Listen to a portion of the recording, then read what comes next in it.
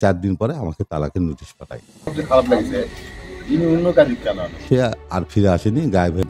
আমি তাকে প্রস্তাব দিলাম, সে প্রস্তাব দিল যে আপনার আমাকে বিয়ে করতে হবে, তার নগর ভবনে নাকি চাকরি থাকবে না। সে আমার কাছে দাবি করে যে স্টেশনে তাকে একটা দোকান করে দিতে হবে। হ্যাঁ, আমি বললাম কত টাকা? কই 5 লাখ। আমি বলছি ঠিক আছে 5 লক্ষ টাকা দেন মোহর দিয়ে আমি তোমাকে বিয়ে করবো। সে রাজি হয়। তারপরে আমি টাকাটা জোগাড় করতে একটু দেরি হয়। তারপরে কিছুদিন পর আমি টাকা জোগাড় করে তাকে 3,03,000 টাকা মহারণা স্বরূপ দিয়ে তাকে বিয়ে করি ইসলামের শরীয়তে এবং কলমা পড়ে।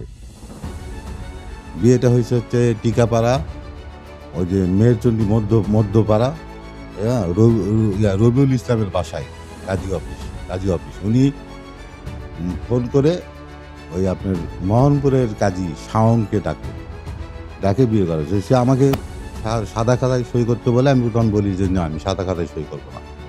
আপনি এক কাজ করেন, আপনি ওখানে আগে খাতা পূরণ করেন, তারপর আমি দেখে সই করবো। তখন তো আমি ওখানে বললাম যে স্বামী স্ত্রী সমান তালাক দেওয়ার অধিকার থাকবে।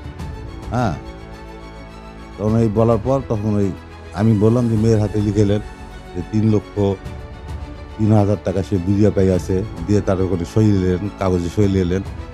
কাজী তাই করলো আমার কথা মতো, মেয়ের হাতেই লিখে নিলেন, ওখানে নিয়ে সে করলেন।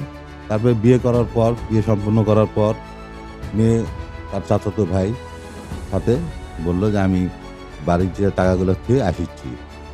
সে আর ফিরে আসেনি, গায়েব হয়ে গেছে, গা ঢাকা দিছে। হ্যাঁ, 4 দিন পরে আমাকে তালাকের নোটিশ পাঠায়। হ্যাঁ, যোগাযোগ হয়েছে। তখন সে বলিচ্ছে যে আমাকে ফ্ল্যাট দিতে হবে, স্টেশনে দোকান করে দিতে হবে, তারপরে তার মেয়ের ভরণ পোষণ দিতে হবে, তার মেয়ে বিয়ে দিতে হবে। হ্যাঁ, তারপরে তার মেয়ে নিয়ে আসে আমার বাড়িতে থাকবে। এই বিভিন্ন কথা।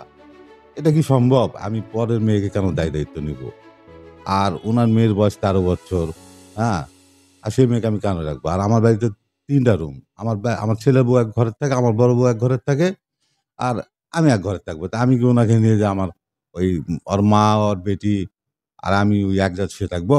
এটা সম্ভব? কোনোদিনও সম্ভব না। এখন কথা হচ্ছে যে আমি এই বিয়ে করতাম না, কোনোদিনও করতাম না। আমার বড় বউ অসুস্থ বলে আমাকে এই কাজটা করতে বাধ্য হইছি আমি। হ্যাঁ, তাছাড়া আমি এই বিয়ে কোনোদিন করতাম না।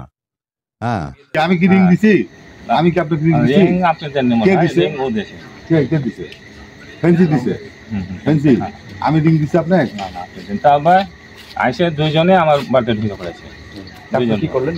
হুম? তারপর কি করলেন? তারপর আমি জিজ্ঞাসা করলাম, তারপর জিজ্ঞাসা করে দেখা দেখে আমার মনে একটা ইয়ে হচ্ছে যে ও বাড়ি চলে গেল। যে ওনাকে আমি ফটোকপির দোকান যাচ্ছি, ওনাকে জিজ্ঞাসা করলাম যে কি আপনার খবর কি?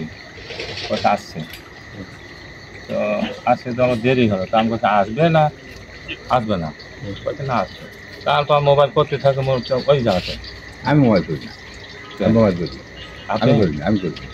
সে নিজে মোবাইল করে যে যা হোক আপনাদের সে নিজে কথা মোবাইল আপনি আমার সামনে সে নিজে বললো আপনাকে যে আমি আসিছি। আপনি আমাকে বললেন হ্যাঁ ফেন্সি আসিছি।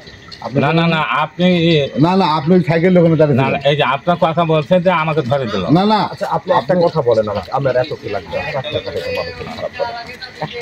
বিয়েটা কি আসলে বৈধ না অবৈধ? বিয়ে বোধ হয়, বলেন এটা আরেকবার জোরে।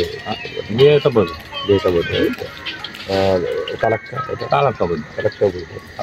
মাঝখান থেকে উনি যে পয়সাটা দিয়েছেন 3,30,000 টাকা, 3,00,000 টাকা যেটা দিয়েছে, এটা দেখেছেন কি আপনি? না আমি দেখিনি। আপনি দেখেন, তাহলে ওই যে সিগনেচারটা কোথা থেকে আসলো, কোন জায়গায় না, তামান্না এ বলেছে, ও স্বীকার করেছে। তো ও বললো যে অনেক সময়তে মেয়েরা টাকা নিয়ে অস্বীকার করে, ওই জন্য ওকে স্বীকার করেনি। আচ্ছা আচ্ছা, ওকে ফাইন, থ্যাংক ইউ, ঠিক আছে। সবচেয়ে খারাপ লাগছে ইনি অন্য কাজে কেন আনেন? অন্য কাজে ওটাই আমি আপনাকে এই যে